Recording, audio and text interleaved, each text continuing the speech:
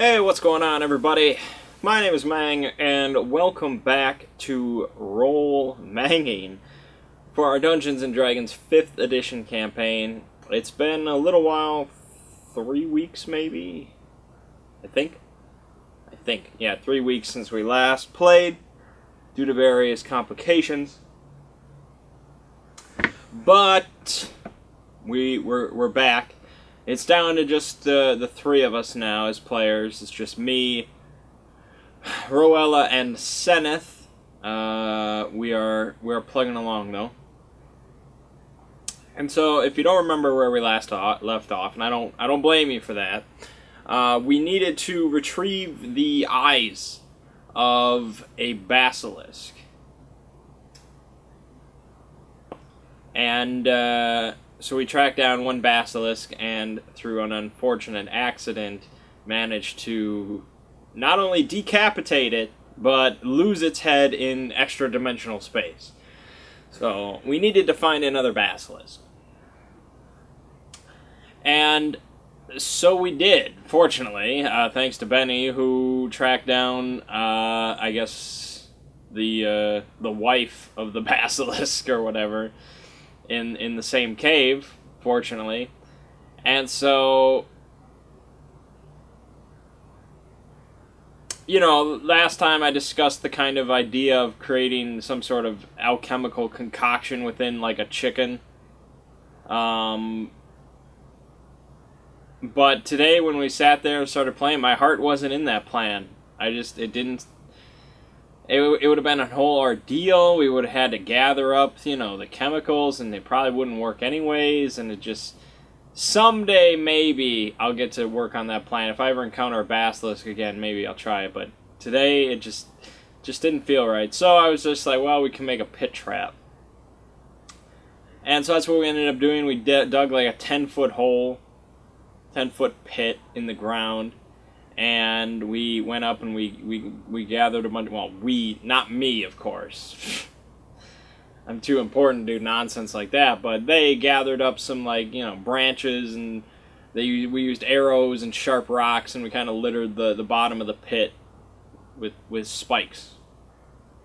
And then we had Benny lure the basilisk by screaming a basilisk mating call, I guess. And the basilisk completely failed its perception roll to see anything, and so tumbled right down into the pit and got impaled.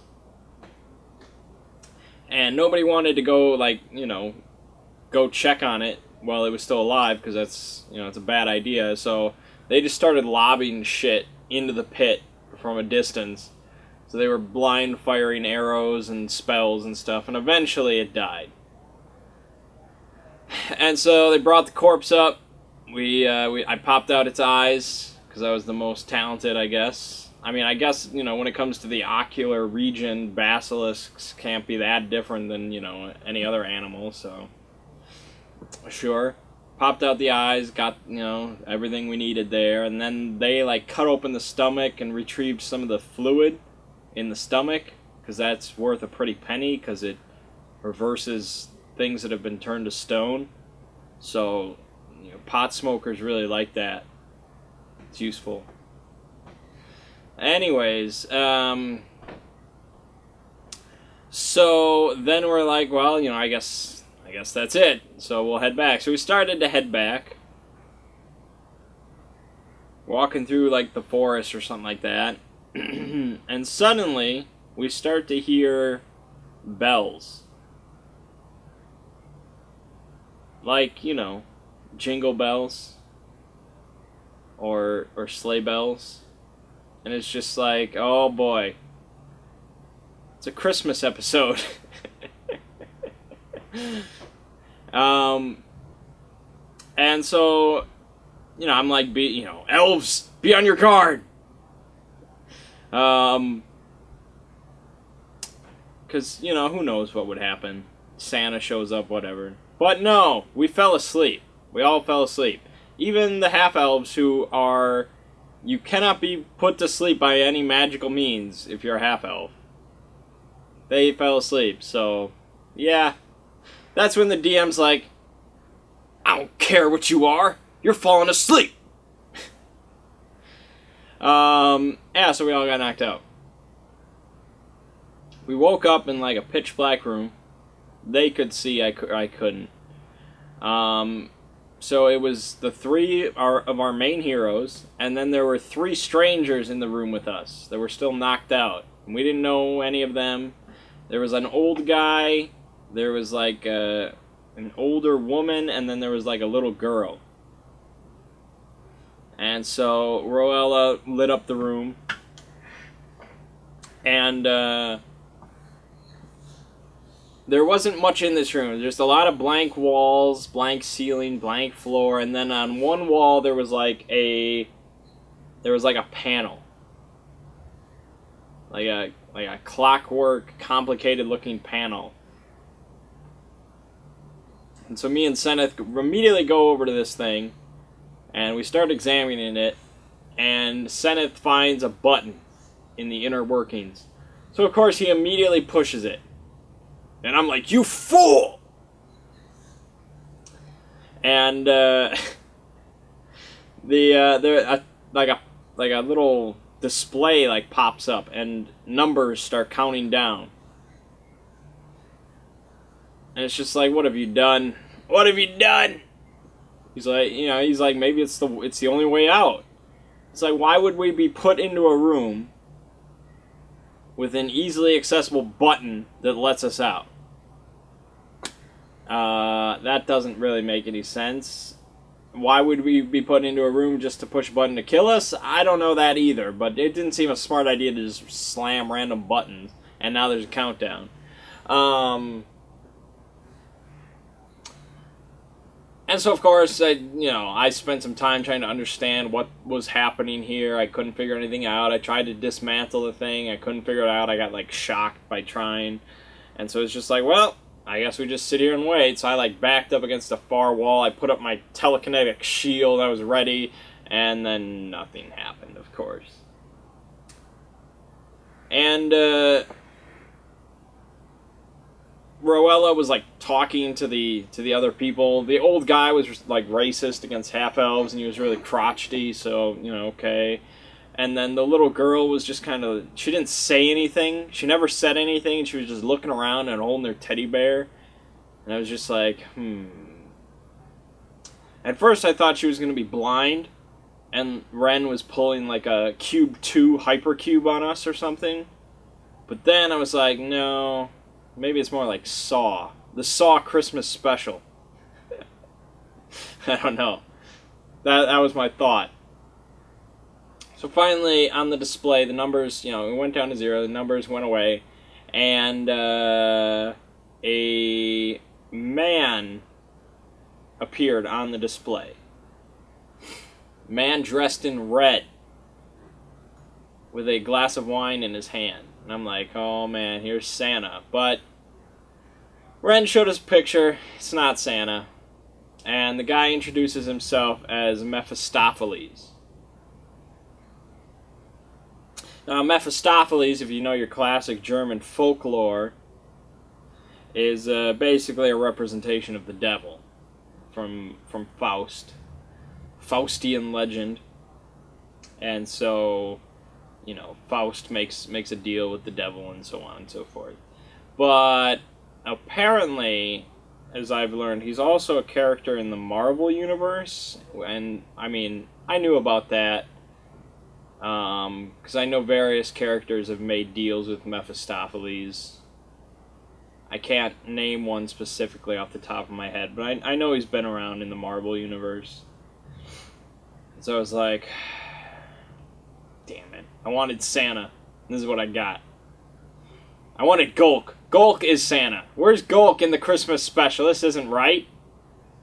I expected him to be like, maybe he was the little girl in disguise. Maybe that was it. And so he starts talking. He says, here, welcome to my celebration of the Starlight Festival or something like that, which is Christmas. And, or Hanukkah, or whatever you want to call it. Fine. It's the holiday festival, the winter solstice. And so immediately I don't like this guy because, you know, I'm trying to play an intelligent character. This guy's clearly the devil. I'm not going to like him. But I'm not going to be like over him and just, you know, stab the little display with my giant sword and, you die now, demon! Oh, I wish Ovum were there. That would have been great. He probably would have been like zapped across the room or something, but yeah. And so he says that celebrations will soon begin or something like that. And he asked for all of our names. He didn't know our names. And so they started introducing themselves. And I'm going to give you a very good Mang role-playing tip for you. And this is really a tip just if you are interested in, like, min-maxing your role-playing, which is not something people normally do, because that's not what role-playing is about at all, but never tell a demon or a devil or anything like that your real character name. Ever. And since a demon or a devil could possibly disguise themselves to look like anybody, never tell anybody your real character name.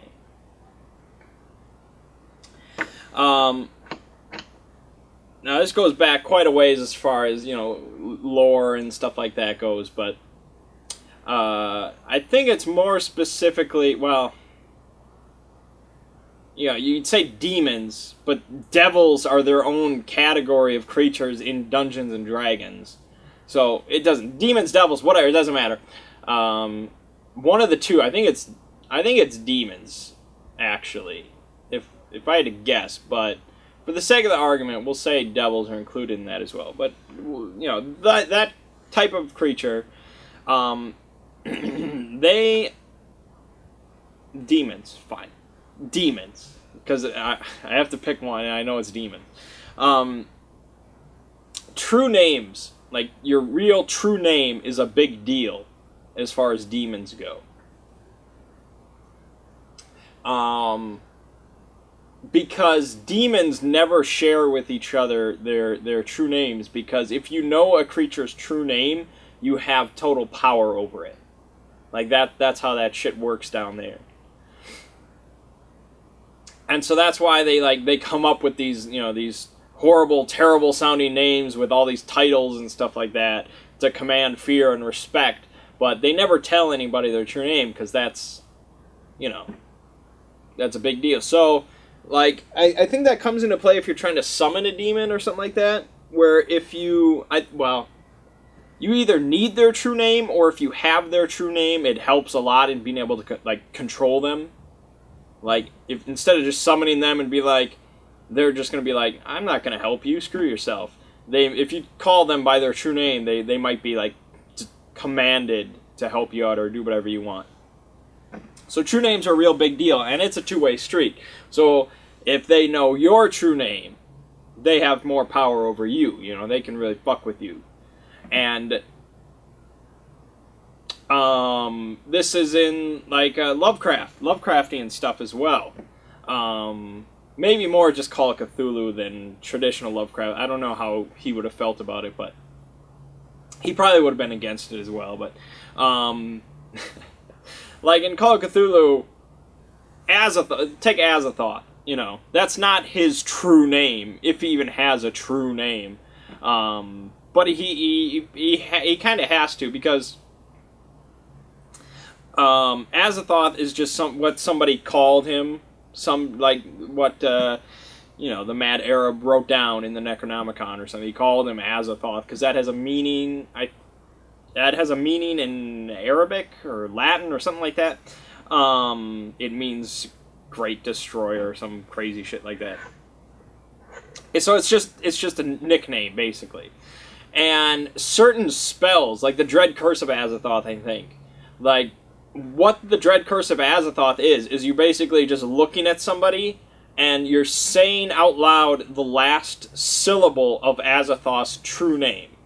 And that just, like, fucks with somebody. Like, that can kill somebody. Just uttering a single syllable of his true name. And so that's why nobody knows, like, his real, full, true name, because if you uttered that, you'd probably destroy humanity, you know? So that's a thing in there. I was reading just, you know, recently the Gentleman Bastard series, which is really great, and they have, you know, wizards, sort of, in that series called Bond's Magi, and it's basically the exact same thing in there, where they never tell each other their true names because then they have total power over them. So it's the same thing with demons. So the point is, never tell them your true name, because you're just giving them a total advantage over you. And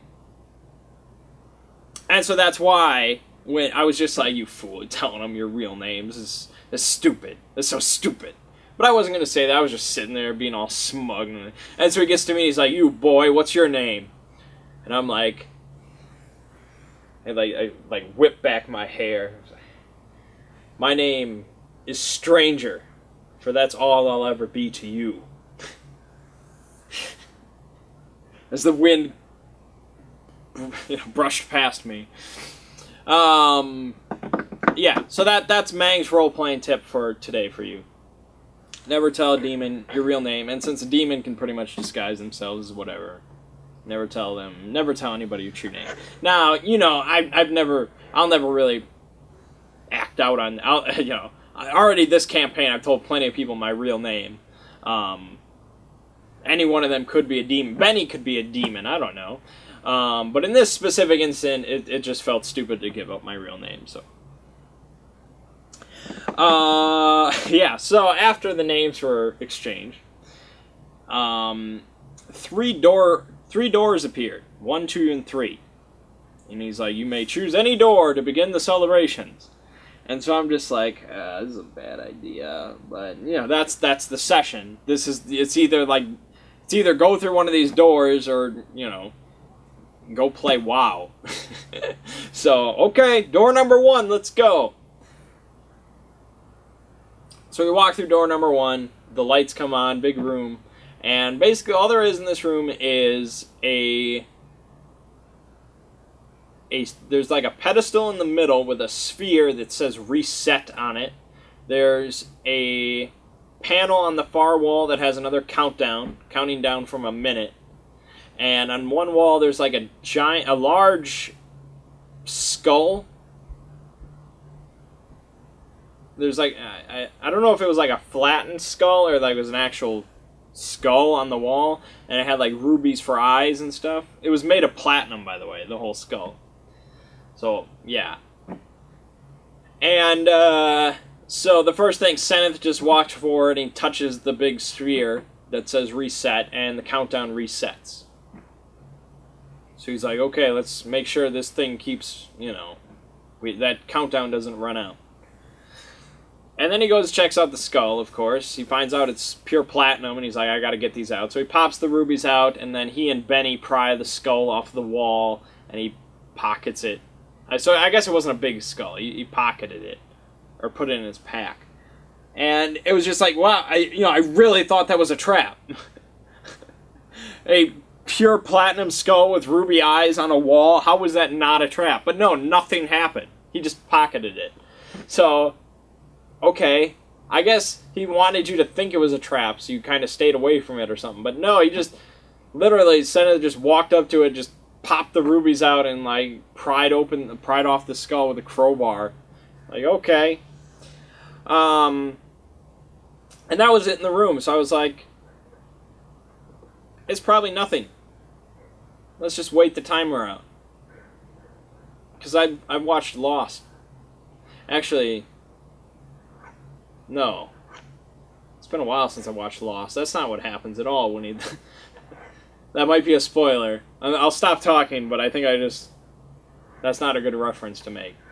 Anyways, I was like, yeah, we'll just let the countdown go out. And Seneth was like, yeah, I guess you're right. The old guy was against you. He was like, that's a terrible idea. And I'm like, get out of here, old man. You ain't got no ideas. And so, yeah, we let the timer go out. Nothing happened. And the next door opened up, so we went through. Anticlimactic. So the next room, lights went up. And Shit. I'm already starting to forget. What was the second puzzle? Oh, right. This was an interesting one. Because it was just completely random. It was so out of the blue. So non-D&D, it was almost ridiculous. It was Portal. It was like a test chamber from Portal. That's what it was. There was a portal gun sitting there. We eventually figured out how it worked. Well, we started to figure out how it worked. It was like, oh, a localized teleportation device. And, we saw, like, oh, you can stick your hand through it. And we threw, like, ball bearings through it, and they went through the other side. And it was like, huh, it's interesting. And then, like, Seneth started fucking with the old guy. So he put, like, one portal on the wall, and then he shot the other portal beneath the guy. And so the guy fell on his face on the other side of the room. And so then he put basically two portals next to each other on the ground, and the guy was in it, so he kind of just kept bobbing. I don't know how that would actually, like, has anybody figured out what would actually happen? Like, I know in the game, I think you just kind of keep doing this, but I feel like that wouldn't actually eventually, I don't know, maybe. I feel like eventually you would just kind of, like, stop in the middle, right? Eventually you would have no momentum. I don't know. I'm not a physicist or anything. But he was bobbing back and forth for a little while. I think he threw up because his gravity kept on fucking up. And so I'm like, Seneth, what if you shot a portal at the ceiling? And so he shot a portal at the ceiling right above the other one, and so the guy fell through it, and fell through it, and fell, and fell, and fell, and fell, and fell, and fell, and reached terminal velocity pretty quickly. And so you could just hear this constant screaming, and he tried to, like, chuck some fire. I think it hit Seneth for, like, 2 damage, which was really low. So we're like, and Seneth and I are just having this casual conversation while this guy is just screaming horribly in the background. He's like, and I'm just like, this could, revolutionize our society. Think of the applications, perpetual energy. This is incredible. Seneth is just like, yes, I agree, but I'm curious, how can we stop, this man? How can we stop him safely? And I'm just like, Theoretically, if I really wanted to, I probably could have over-channeled a little bit and used telekinetic grasp to stop him, but it would have, like, exhausted. Like, that would have been it for the day. And I was like, there's stuff coming up. Like, eventually the puzzles are gonna stop and the fighting's gonna happen. And so I'm not wasting all my power to just save this dude, who's kind of a dick. Hey, that's D&D. I ain't Artemis the God. Artemis the God would just be like... But, no, Orion's like, I still gotta look out for number 1, right? But other than that, other than me physically doing that, I don't think Roella knew Featherfall, which would be the perfect, thing to use in this situation. So, using just the portal gun and physics, there's not really a great way to safely, stop his momentum. Because either he's going splat, or he's going flying, and then he's going splat. So, Seneth tried the safest possible thing, which isn't safe at all, by shooting a portal at the wall, like, very low down, so that he went out, he came flying out at, like, 120 miles per hour, smashing into the ground and tumbling. And, yeah, you can kind of picture how that... Like, imagine a car going 120 miles per hour, and you roll out of it. Unexpectedly. Like, you just get kicked out. It's gonna hurt. So, yeah, he was kind of a bundle of broken bones and blood. And, yeah, he died. He died. And we have this little girl with her teddy bear just kind of watching... So I'm just like, interesting. And, okay, so then we had to actually figure out the puzzle. And the puzzle was really simple. Like, it was a little strange at first because you had to visualize a 3D puzzle. Like try to read a description of a portal test chamber and then verbally solve it. But it was really simple. Basically, it was a very large stone block, like just big stone block, and it was attached to a chain attached to the ceiling. But the chain was really long, so it just kind of lay slack on the ground.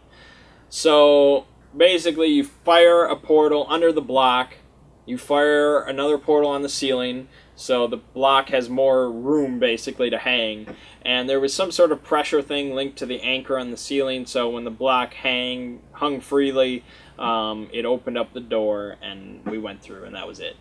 And we kept the portal gun, of course, even though when we went into the next room, it immediately powered down, and I'm like, oh, we're keeping it anyways. I will figure that shit out at some point. Like, because it's clear, it's got to be technology, right? If it was just magic, it would just be like a wand or something. You'd just be like, puh, puh. But no, it's an actual, like, device. It's like a gun. So, and, like, in the Portal games, like, as part of the actual lore or whatever, the Portal gun is, like, built around a localized miniature black hole. So, yeah, I want to keep the Portal gun. I'll figure it out. Man, that would be such a sweet character. That'd be so devastating in combat. You'd keep one portal on the freaking moon, and then you'd just be like, you're there, you're there, you're there, you're there. Alright, we win. Yeah, that would be so freaking OP. Anyways.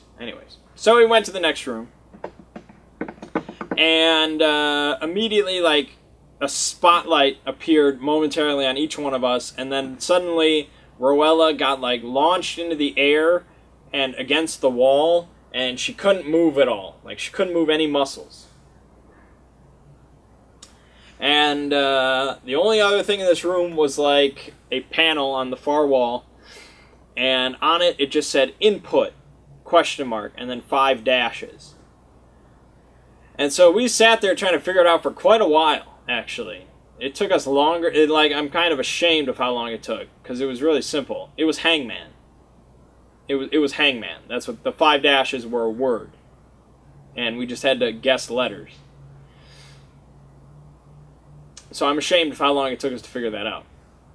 So we started guessing letters, and of course we went through all the vowels. We went through all 5 vowels, got nothing. We even guessed, I think, like S, T, there was an A and a B in there. Like, we guessed a bunch of letters without getting anything. And so while we were guessing and getting it wrong, like, basically a gallows started to, like, construct itself next to Rowella. And eventually there was, like, a rope around her neck, and, like, her body was starting to get, like, pulled down and stuff. She was very close to getting screwed. She was very close to bad things. And so finally I'm like,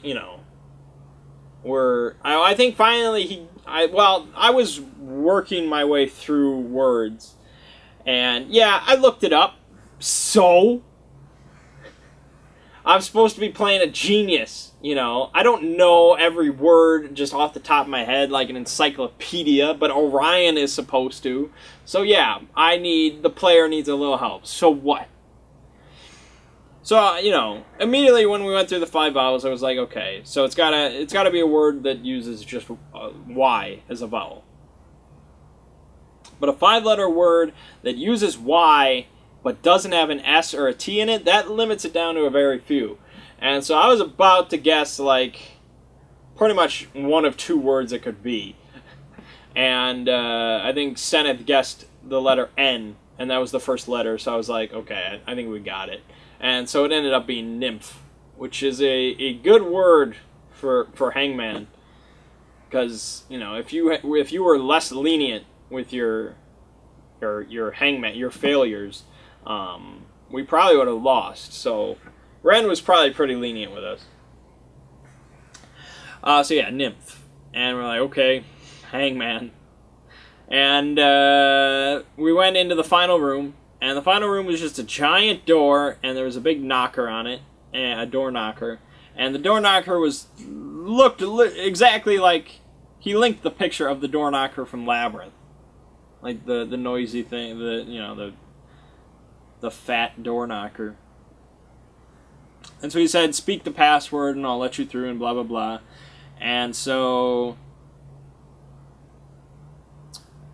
he says that he doesn't know what the password is, but he'll know it if you say it. So we're like, okay, is this like a logic thing or something? And we notice then above him, way up on the doorway, on the door is written, "The password is monkey." And so of course we try saying monkey, even though we know it's not going to work. And I try saying monkey in Elvish. Belloc. And that doesn't work. So we're sitting there trying to think of it, and I'm like, okay, we quickly discover that he does not want to say the word monkey. Seneth is like, if I asked you to repeat the word monkey, you would say, and he's like, yes. And so I'm like, I go up to him and I'm like, okay, what would be another word, if to refer to the species family known also as simians or primates? He's like, I don't know, actually. Aren't you humans, simians? And I'm like, no, I mean more like hairier, shorter and hairier is what I said. And he's like, oh, dwarves? And that was perfect. That was a really good response. I was impressed. I laughed. I was like, no, less beardy. He's like, gnomes? And I'm like, no, we're never gonna get it. And so he eventually, Seneth wrote down a little story on a piece of paper and asked him to read it, and it included the phrase, "I'll be a monkey's uncle." And so he read that, and the door opened, and the door knocker's like, oh, and then he's like, he's like, boy, what's a monkey? And I'm like, a simian. He's like, no, a monkey. And I'm like, a primate. And he's like, no, a monkey. And I'm like, it's like talking to my dad. Okay, I don't know. So, okay, so we walked past. So that was door number 1. We finished it. Door number 2 we went through. Door number 2. That was a quick one, I think. That was really short. What was door number 2? It was really quick. Shit, why can't I remember that? The whole door I can't remember? Oh, right. No, it was the chest, yeah. Yeah, okay, so we walk in, and we see a open chest, I think. Yeah, it was an open chest, and there's a little cushion inside of it, and there was a mirror facing the chest, a big standing mirror. So I immediately used telekinetic grasp to grab the cushion off of it and bring it over, and we inspected it, and it was just a nice silk cushion. I'm like, okay, Seneth, go check out the rest. So he pokes around, there's nothing in the chest, it's completely empty. But he looks in the mirror, and in the mirror he sees the reflection of the chest, but also he sees there's a cushion, and on the cushion is a metal key. And so it's like, okay, there's a puzzle here. And so they try grabbing the key grabbing the key in the reflection and then trying to, bring it out, I guess. You understand, so that if you grab it in the reflection, you actually grab it physically in the real world. That didn't work. And then they noticed that you could pivot pivot the mirror in the middle. So they tried pushing it up, facing up, and that didn't really, it stopped and didn't do anything. And they were really tried to think about this. I don't know what I was doing where I didn't participate in this. But they figured it out on their own, because they just tilted it the other way. They tilted it down, and a key just dropped out. And so they picked up the key and we went on. And I think that was all of door number 2. I think it was really short. for some reason. Like, I feel like he could have, like, balanced those out better. So then we went through door number 3. And I knew the combat was coming. And sure enough, we enter into a big arena with an imaginary audience clapping. And out from the other side of the other gate come the 4 jackal wares. Which is a dumb name. Just call them were jackals. Jackal wares. What is that? We don't call them wolf wares. It's just dumb.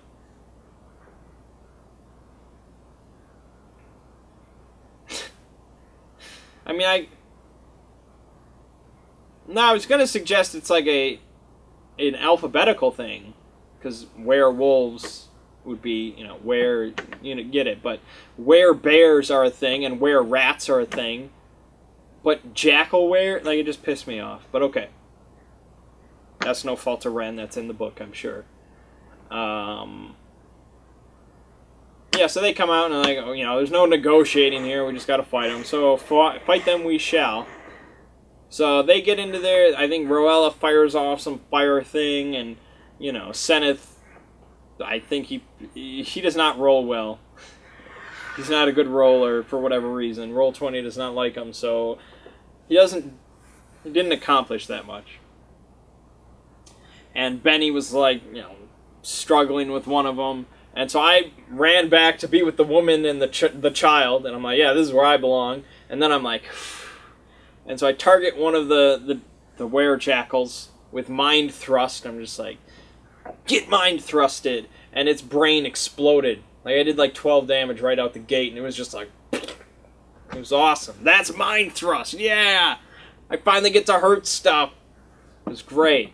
And so we quickly dispatched the were-jackals. No problem. And next out the gate come 2 whites. A white is very different than a right. Okay, completely different thing. A right is more like a ghost. Like, it's like a specter. It's a lot more intangible. A white is more like a zombie. But it's basically like a step up. It's like like a more intelligent version of a zombie.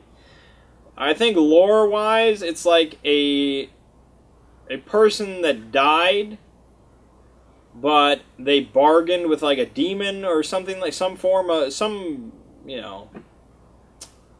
force of undeath. They made a bargain that they could keep their body, but they had to serve them in undeath or whatever like that. Unlike a normal zombie who's just... So they retain some intelligence. I think they can speak. They have a decent intelligence, like an average human and stuff like that. So they're more capable fighters than just zombies. And so 2 whites come out the gate, and we dispatched with them. It took a little bit more effort. They're a tougher monster. But I got some mind thrusts going. That happened. It was all good. And eventually we took them down. And then the final creature we had to deal with, out the gate comes a young white dragon.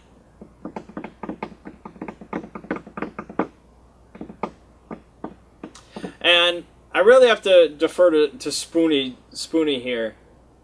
Because really, fighting a young dragon just doesn't make any sense. Like, where do they get these young dragons? I mean, here it makes a bit more sense, because it's Mephistopheles, so he could just, just do whatever. Fine, here's a young white dragon. He could have stolen it from his mother's lair, whatever. But in a normal campaign, and I've been a culprit of this as well. Not in a long time, of course, in my younger days, but... just having the players fight a young dragon, like, out on the sea or whatever like that, it's just like, why? Why is this young dragon having to go out and fight adventurers to feed, It has an angry mother that should be very close by, and yet they never appear. They're never there. You never have to deal with the adult, because that would just kill you, So they don't want it to be unfair, but you want to fight a dragon, it's really cool. So here's a young dragon, it's like a whelpling. You can fight it and kill it and you'll feel awesome. And it's just like, it diminishes dragons, it was what it does. Dragons, I think, used to be really kind of scary, and there are RPGs where dragons can remain really scary, and that's what I wanted to do with my On the Backs of Gods thing, is make dragons really freaking scary, like Deathwing scary. But Dungeons & Dragons, newer editions, 4th edition, 5th edition, whatever, it's just kind of like, yeah, here's a young dragon, you can fight it. It's kind of like a big lizard, really. It's like any other monster. Have fun. I think, like, Dungeon World or something does dragons pretty well. But anyways, we have to deal with this young white dragon. So, right out the gate, he blows his frost breath. And I went ahead, because I like to look up stats. You know, I don't really use it to metagame or anything like that, because I know that he alters stats. But it fascinates me. So I looked up the stats for this young white dragon, and I saw it had like 140 health or something like that, 130 health maybe, which is a decent amount when I'm doing like 1d12 damage every turn. That's, you know, it's going to take a while. And his intelligence was pretty. He had a 6 intelligence, which is right where kind of I want it to be, because I need at least 4 or 5 to hit it with Mind Thrust to be able to actually use it. But you want it really low so it gets a negative modifier for the saving throw. So 6 is really good intelligence for my attack. And then I looked at his frost breath. His frost breath, you have to make a con saving throw of 15 or higher, which is freaking tough. Like literally, I had a 25% chance to make that. And if you fail, you take 10d8 damage, which could easily level any of us. I had 16 health. It would have to be the most astronomical odds for me to survive that kind of attack. And then if you succeed on the save, you take half damage.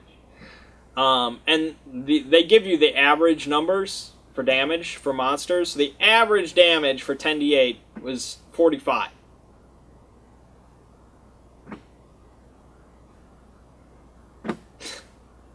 Great. That is massive damage, enough to outright kill all of us. So it's like, he's probably going to fudge that. And he definitely did. He fudged it quite a bit. And not only did he fudge the damage, he fudged the con saving throw. Because I rolled a 13 and he said that I succeeded. And I was like, I was fine with him fudging it. Because I would have been pretty much out. So yeah, so he fudged that, and then the damage, I think, like, Seneth failed, he took like 14 damage, Roel and I took like 7. That is a huge difference. That's like 2d8. I think he bumped it down from 10d8 to 2d8, so this was a really young dragon. But I was fine with that. I mean, again, it diminishes a dragon even more. Like, it's just like, this is just literally just a big lizard, where as written in 5th edition, a young dragon is still somewhat kind of scary. That's a scary frost breath. I think Ovum at level 3 had like 30 health or something like that. So Ovum would have to be like level 5. But even then, it could easily take him down to, 3 health. So for him to actually just stand up to this thing with confidence, well, you'd have to be like level 8 or 9, something like that. So, as written, it's still kind of scary. So yeah, Ren diminished it even more so than normal, but it's alright, I guess. Because it's the holiday special. We can't die. You can't die in the Christmas special. That doesn't happen. even in the Saw holiday special. Well, actually. Anyways, so we started fighting. Well, that hit us, so I think... Yeah, Roella was down immediately. She was really low on health from the white fight, as they call it. So she was down.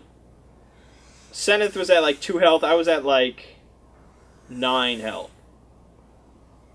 And combat ensued. Seneth immediately went over to Roella to stabilize her, which really didn't do that much, because he went down right afterwards. He got hit and went down. So it was just me and Benny. So I'm starting to fire Mind Thrust at this thing. I never missed a Mind Thrust against this dragon. I hit every single one, which was cool. So I was just...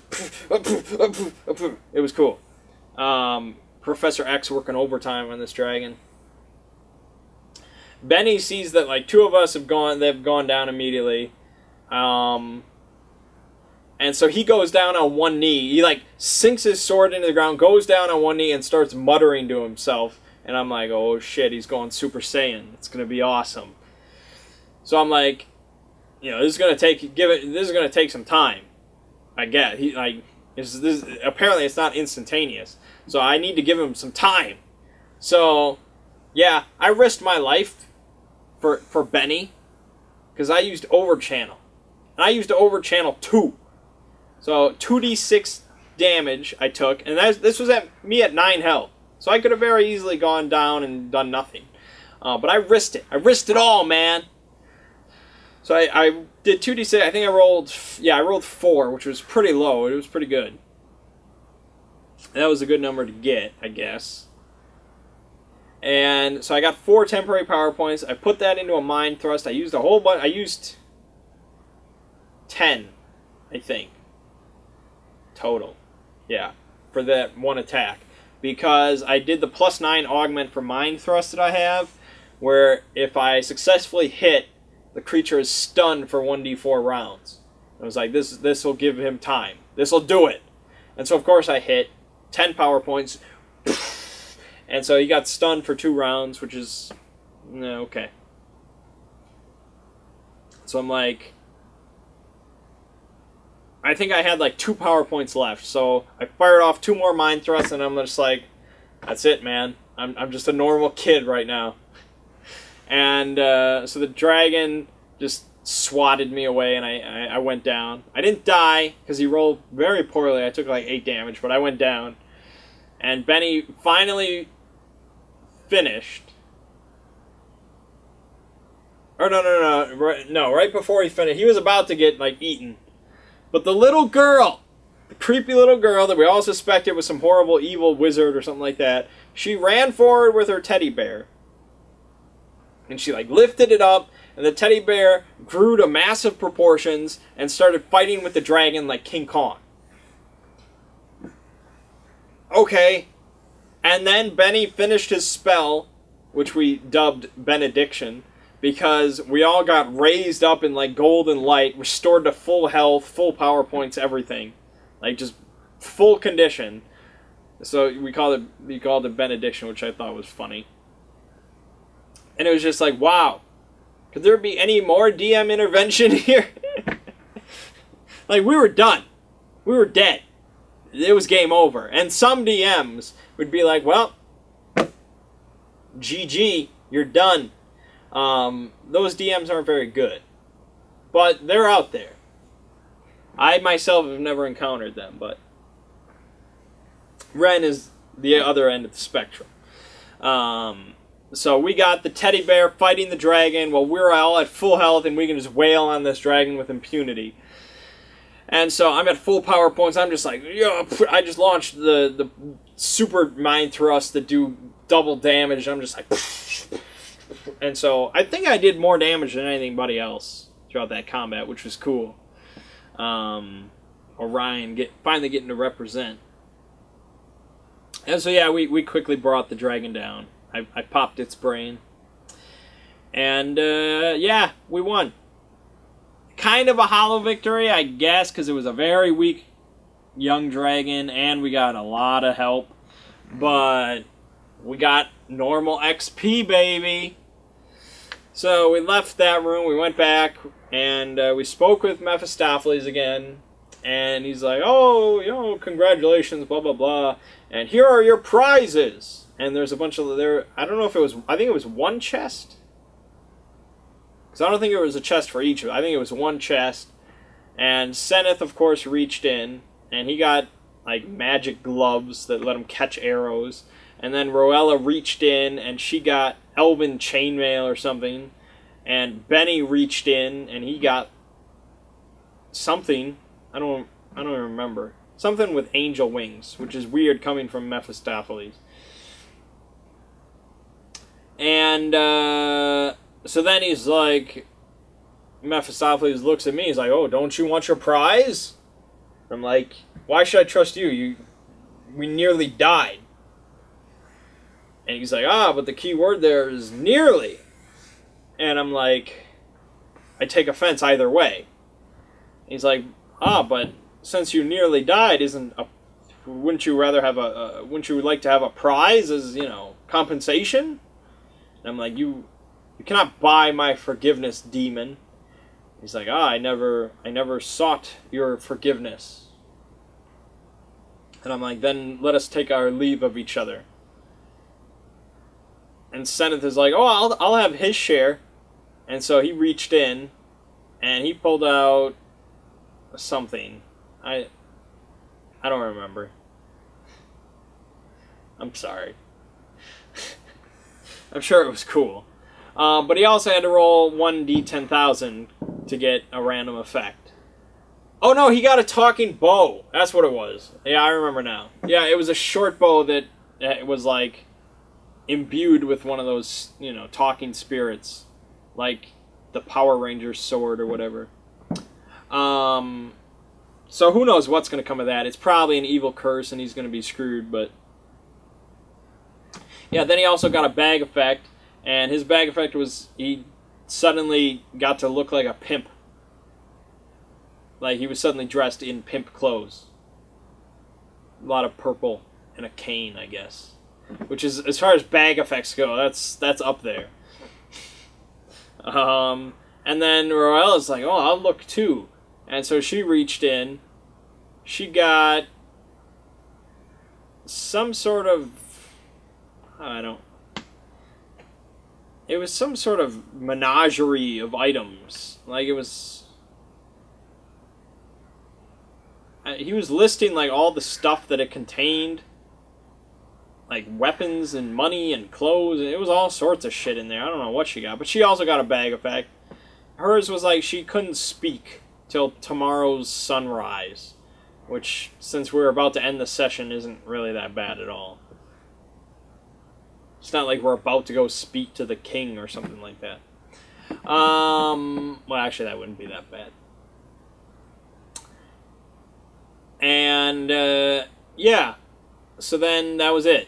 I'm just like, let's go. And so the doorway opened up and we left, and that's where we ended. That was our Christmas special. Our holiday special. Which did not feel very holiday-ish. Did not feel very hollandaise. But it was interesting. There was some interesting stuff in there. Here's the thing about puzzles, because that was a lot of the session was puzzles. I myself am not that great at puzzles. I know I'm a very logical person, and I'm somewhat intelligent. But puzzles never really... Sometimes it's just like, oh yeah, I got this. But a lot of times just kind of like, I don't know. And so for Dungeons and Dragons, puzzles are kind of like a thing either people put a lot of in, or people always are like, what's a good puzzle for this dungeon, And Ziggy for a long while was obsessed with puzzles during the Artemis campaign, because he had like he had just gotten like a big puzzle book filled with riddles and puzzles, and so he had included them for all sorts of stuff. Like, just walking through any dungeon, it's like, to open this door, there's this mechanism, and it's a puzzle, here you go! And it's just kind of like, Because for, like, 90% of puzzles, it's either kind of like, you immediately know it. Somebody in the group is just like, oh yeah, boom, there you go. I've seen this before. I know how to do this. This is, boom, here you go. And it's just like, Okay. And then the DM is like, oh, you can have 100 XP for that. And it's kind of like, eh. And then the other times, it's just like, nobody knows anything. Like, it's just kind of like, I don't know. And everybody feels dumb. And it's like, progress just stops as you're all just kind of like, I don't know. And a lot of times, when that happens, I'm just kind of like there. I'm just kind of like, I look like I'm deep in thought, but I'm really just sitting there thinking. I'm like, I really wish somebody would just say the answer so we can move on.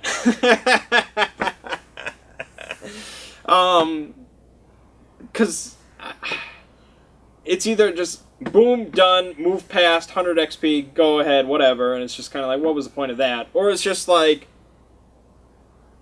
none of us have any idea. This is a complete roadblock. We just have to wait for the DM to get frustrated and give us a clue, so maybe we can finally piece this together and move on.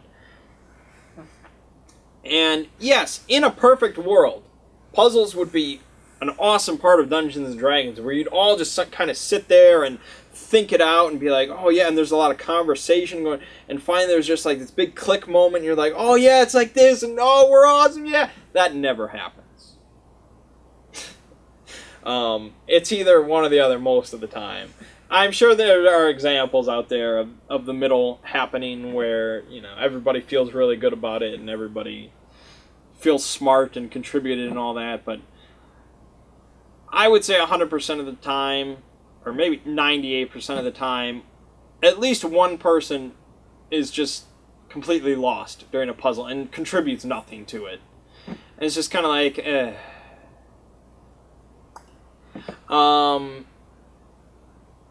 So that's why, you know, if I'm DMing as rarely as I do it, I would probably not include many puzzles. The type of puzzles that I would like to both DM and play, you know, as a player is more, I was going to say abstract, which I guess is kind of the term I'm looking for, but not probably in the sense that you'd think.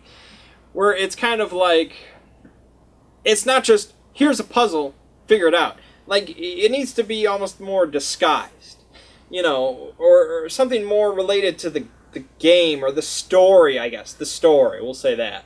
Like, take the Basilisk, you know, and that's not, there are much better examples, but take that example, where it's just like, we need to get the eyes of a Basilisk. That's a puzzle. You don't think of it as a puzzle, but really, when you're going through it, unless you're just like, oh, let's kill a basilisk, take its eyes. But even then, you have to deal with the basilisk's, you know, stone thing and all that, and there's a puzzle to it. There's a problem that needs to be solved. And so that, I think, is much better than just, you're locked in a room, figure this puzzle out so you'll never leave! I guess the problem, you know, for a lot of those puzzles, it's just like, here's the one solution. If you don't get the solution, go fuck yourself. Whereas the problems that I more enjoy playing through are just like, here's the problem, here are the solutions, figure one out, you know. And if you,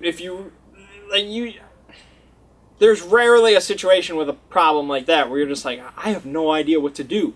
You can always try something and muddle your way through, and it'll probably be fun. You know, it'll be dungeons and it'll be an RPG. Whereas a puzzle is just kind of like, here's basically like a school problem. Sit there and figure it out. Here's your 100 XP, bastard. Yeah, I remember there were some of those in the Artemis campaign, you know, some examples of, you know, the more problems that needed to be solved that I really enjoyed. Where there was like, I think that was the Artemis campaign, or maybe that was a slightly different one where I was playing as Artemis. But there was like a golem on patrol, like it was patrolling this room, and if it saw you, it immediately like charged at you or something like that, and we had to figure out how to get past the golem. And there's not just one boom here solution to it, where, you know, it's just like you got to sequence the numbers or something like that, you know, and you got to put in the correct code. It's like, you know, here's a room that we need to kind of figure out. And there's a difference there between those two types of puzzles. And so I like the more free-form ones, and I think most people do as well. Because if you really liked puzzles, go get a puzzle book. Now, again, I'm not harping on Ren for any of this. It's fine. I'll do the puzzles. We had some fun moments there. You know, killing the guy with the portal gun is a personal highlight. And it was a fine little holiday special. But that's just kind of a general lesson to any would-be DMs. Don't just have a static puzzle. Have a dynamic puzzle. We'll call them that. Have a dynamic puzzle. Yeah. So there, I gave my role-playing tip and my DMing tip. Good. So yeah, we got a whole bunch of XP. We got a shit ton. Like 1,700 XP or something crazy like that. I'm level 4 now, which is cool. So I get to bump up my intelligence. I get some more languages. I might get a new power. I don't know. I'd have to look. Yeah, so now that the Christmas special is done, we can go back to our regularly scheduled programming and deliver the eyes and awaken this Eidolon and do some crazy shit. And hopefully at some point we can pick up a 4th player. That would be good. Well, maybe Ziggy will come back now. He's done with his honeymoon and he's off of school and stuff like that. So maybe he has time to come back. We'll see.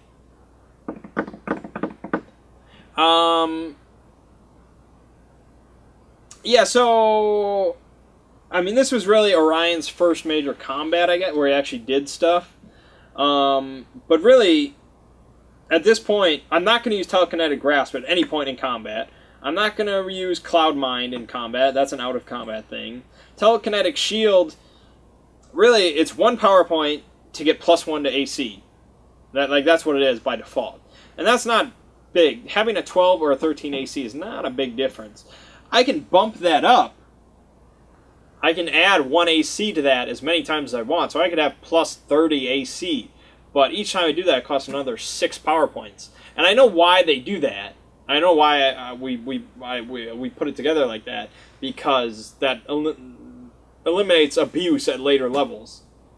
Because if it was like +2, then at level 20 or whatever, you would be invincible. Nobody could ever hit your AC. Because I would just go into combat, I would take Telekinetic Shield, augment it 20 times, and I'd be like, yeah, there's no way you'll ever hit me. Stop trying. Yeah,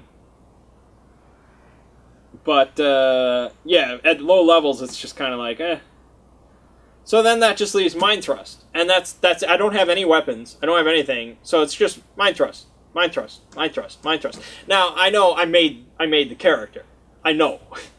I'm not complaining that much. But if I were a wizard or something, it was just kind of like, okay, I have my 3 special spells, and then it's just, okay, Ray of Frost, Ray of Frost, Ray of Frost. So, again, I like 4th edition combat, and I think I like 4th edition overall in most aspects. I prefer 4th edition, which is why for our tabletop campaign we're doing 4th edition. But I mean, 5th edition, I'll play 5th edition. We can still have a lot of fun. We can still roleplay just fine. So it's just kind of rules-wise, 5th edition doesn't impress me that much. It's streamlined, sure, but it's streamlined too much. But I think I'm done talking for now. So my name is Mang. This has been Roll Manging for our 5th edition campaign, and I'll see you fine folks next week.